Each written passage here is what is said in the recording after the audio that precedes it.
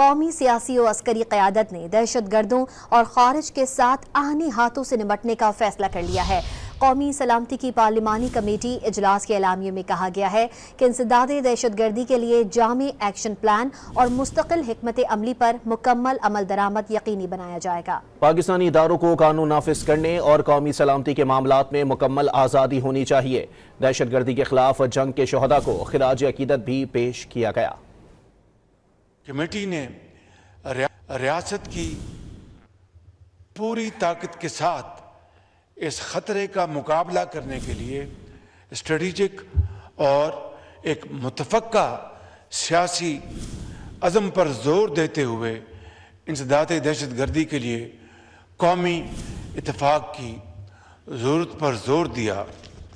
Committee نے دہشت گردوں کے نیٹ ورکس کو ختم کرنے، لاجسٹک سپورٹ کے انسداد اور دہشت گردی و جرائم کے گٹھ جوڑ کو ختم کرنے کے لیے نیشنل ایکشن پلان اور عزم استحکام کی حکمت عملی پر فوری عمل درآمد پر زور دیا۔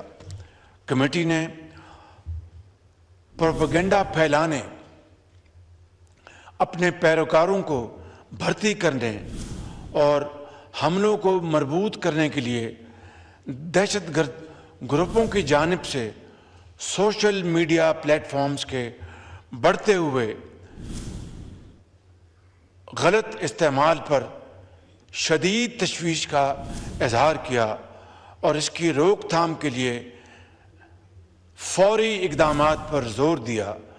کمیٹی نے دہشت گردوں کے ڈیجیٹل نیٹ ورکس کے سدے بات کے لیے طریقہ کار وضع کرنے پر بھی زور دیا۔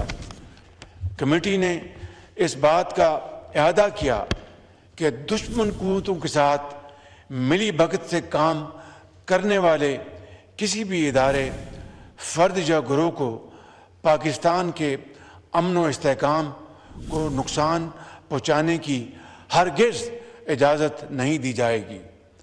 کمیٹی نے حزب اختلاف کے بعض اراکین کی عدم شرکت پر اظہار افسوس کرتے ہوئے اعادہ کیا کہ اس بارے میں مشاورت کا عمل آئندہ بھی جاری رہے گا۔